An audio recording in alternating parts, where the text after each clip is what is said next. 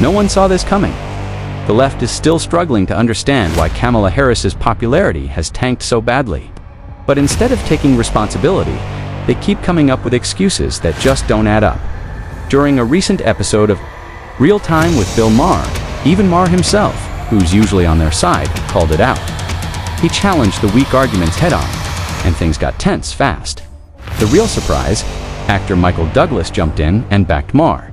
His honest, no-nonsense take left the rest of the panel speechless. It was a rare moment of truth that cut through all the spin. Today, we're breaking down that exchange and how ignoring reality is turning into a serious problem for the left.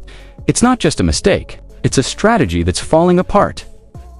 Don't miss this, and if you haven't already, hit subscribe and tap the bell so you never miss a story like this. Who might emerge as the strongest Democratic opposition leader in the next Trump era? Oh, well, that's a good question. I mean, like Adam Schiff, he won, right, big. He won big. I like Wes Moore. Wes Moore's fantastic. He's in Maryland. Yep. But who's going to be the one?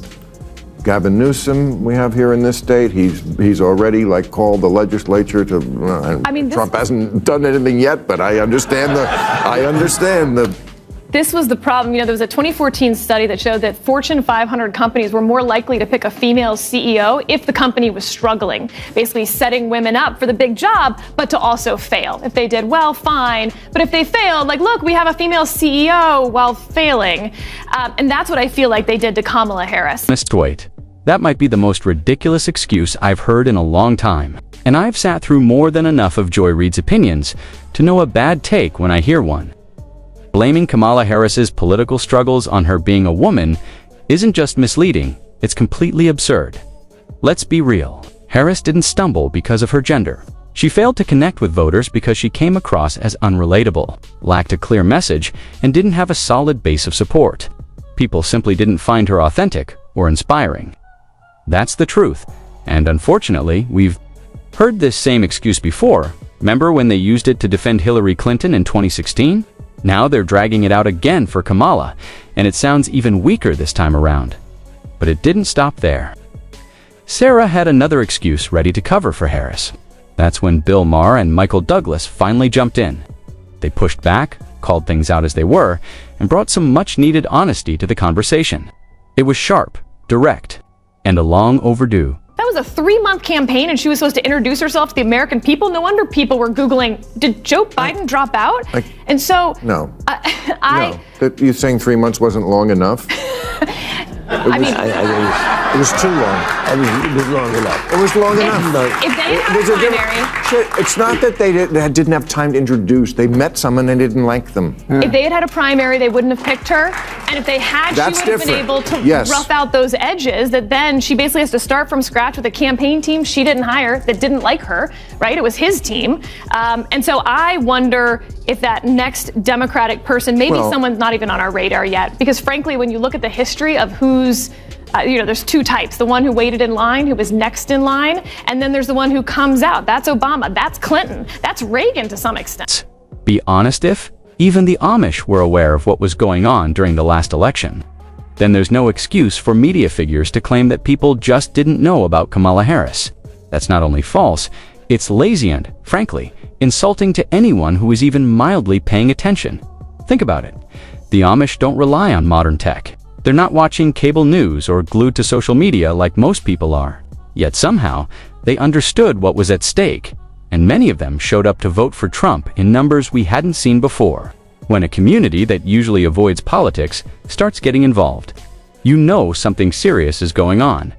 But instead of facing that reality, MSNBC's John Heilemann backed up Sarah's string of weak excuses and took the whole conversation to a new level of ridiculous. It's like they're going out of their way to show just how out of touch they really are. You're the sitting vice president, and you get put on elevated to the top of the ticket 107 days ahead of the election. I think that is a very high degree of difficulty to put on anybody, and I do not think she is the perfect candidate. I tend to agree with Sarah that probably in a fully litigated primary, she probably would not have been the Democratic nominee, but will never know that. But I will tell you that, like, there's never been anybody who's had the difficulty of that situation, elevated that late in the campaign. Why? A Democrat would have needed to run away from Bill, the I don't know Biden if you know this, but the Vice President of the United States is basically shoved in a broom closet for 3.5 years. I know. Like, you couldn't. She was more popular in there. Yes, well.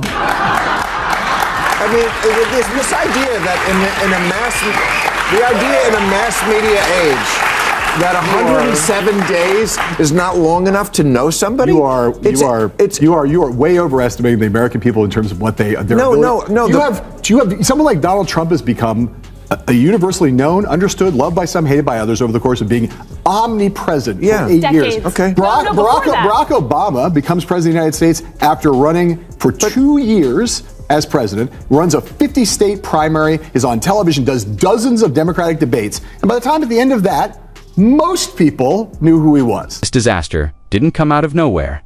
We saw the warning signs back in the 2020 primaries. Kamala Harris didn't even make it to the first vote in Iowa. She dropped out before anyone had a chance to cast a ballot. That should have been a major red flag right then and there. Her campaign didn't just slow down, it completely collapsed. Due to a lack of support and momentum, she had piles of donor money, non-stop praise from the media, and full support from Hollywood's biggest names. Even with all that, she still managed to blow through a staggering $1 billion, somehow ended her campaign $20 million in debt. Let that sink in. That's not just a loss, it's one of the biggest political flameouts in recent history. And yet, here we are listening to John Heilemann speak to the public like we're all clueless, as if voters just didn't understand. That attitude says it all. It shows just how out of touch the media elite have become. They're more focused on blaming the public than taking any accountability. Maybe it's time they stop lecturing voters and start asking themselves why so many Americans no longer trust them. $1 billion. No. A lot of it. Some of it, yeah. And they represent about 2% of our country. There's a few special PACs in there that saw $100 million plus. Those are bad too. I think you can believe that you could have shorter elections in America, but it's not like we don't know. In Britain, for instance, when you have a short election, it's not like you don't know who the leader of the party is for months and years before that. But you're either the person who's Googling the day before, did Biden drop out, or you know in a week. You know, did anyone in this audience not know enough about Kamala Harris pretty much after a week to make a decision? Yeah, people. It's ridiculous. We just get sicker of. There are two major problems here that can't be ignored. First, since when did small donors become a bad thing? That's one of the purest forms of political support in area Americans, giving what they can to a candidate they actually believe in. That's grassroots democracy. In action, we should be celebrating that kind of civic involvement, not mocking it. If you've got a problem with small dollar donors, maybe the real issue isn't the donations, it's the type of people giving them. And that says more about elitist attitudes than anything else. Second, this talk about shortening campaign seasons might sound reasonable at first, but who exactly gets to decide when someone is allowed to start running? That's a slippery slope. Putting restrictions on campaign timelines is a direct threat to free speech. The First Amendment doesn't come with a time limit. And let's be restarting early doesn't guarantee success. History is full of early frontrunners who flamed out before they even made it to Super Tuesday, but instead of being honest about any of that, these two just kept piling on excuses. That is, until Bill Maher finally had enough and stepped in with the reality check they clearly weren't ready for but absolutely needed. I have to make all these excuses for her. This, like I said, all this was this week was people who said, "Oh, she ran a flawless campaign. How ridiculous!" Or it's racism. This is an old playbook. Yes, I didn't say any of those things. I know, but I've heard a lot of these things, and I think America's perfectly willing to elect a woman. They just didn't like the last two that were put. Exactly. This has nothing to do with gender. What really matters to voters is simple: a candidate's policies, their record, and whether they can clearly lay out a real plan for the country. If you fail in all three areas, people will move on regardless of your background. That's just how it works. Trying to pressure or guilt voters into supporting someone based solely on identity isn't strategy, it's manipulation. Most Americans are tired of that kind of politics. The last election sent a loud message. People want leaders who are capable and serious, not just symbolic figures. If you still need proof that Kamala Harris is missing the mark, just watch that recent clip of her in Pacific Palisades, California. You don't need a press release to tell the story.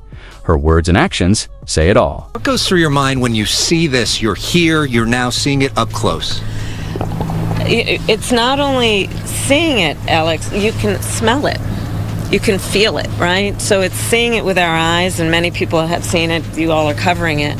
But to literally be on the ground here, you can smell the smoke that was here. You can feel the toxicity, frankly, of the environment. There's really no better word for it. We definitely dodged a bullet with Kamala, and now the spotlight's on California. Let's hope voters there can see past the same smoke and mirrors, especially with rumors swirling that she's eyeing the governor's seat next. This is a turning point. What happens next will show whether we've actually learned from past mistakes, or if we're just repeating them all over again. But now, I want to hear from you. What's your take? Drop your thoughts in the comments.